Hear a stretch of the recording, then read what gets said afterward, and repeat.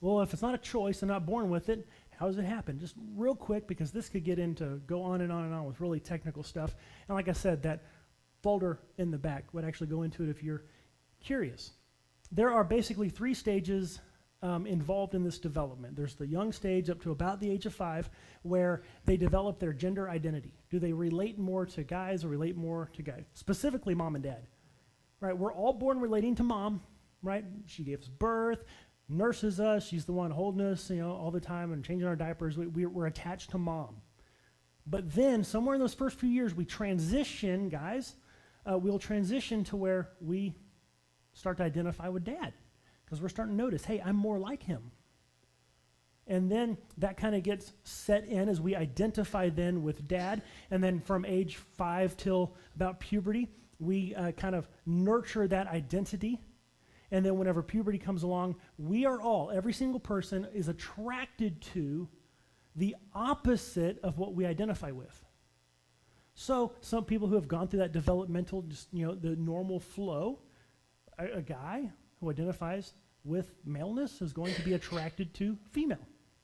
But if something happens, and it happens very, very early on in those first few years, where it could be all sorts of things. There's not any one thing that you can point at.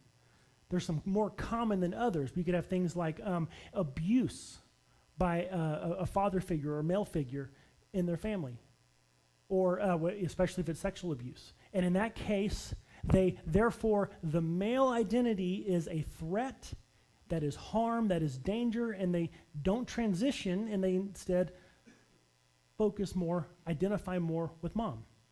And then as life goes on, that gets nurtured.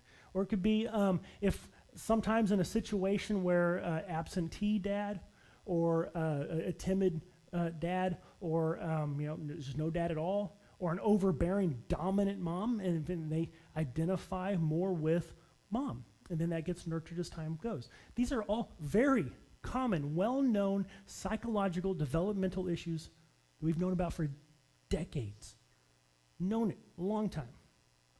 And then so what happens is, as they grow up and they hit puberty, they start to get attracted, they identify, a male identifying as female, not to be confused with transgender, totally different things. This is subconscious. But just kind of more identifying with the female identity is going to be attracted to the male body. That is how that works. It's kind of the way that works itself out and how that develops. And it gets a little more complicated in women, and it's not just a for sure formula of how this works, right? Psychologically, we're a mess. It's so complex and so many factors going on, but there are those that we have seen as common factors within homosexuality.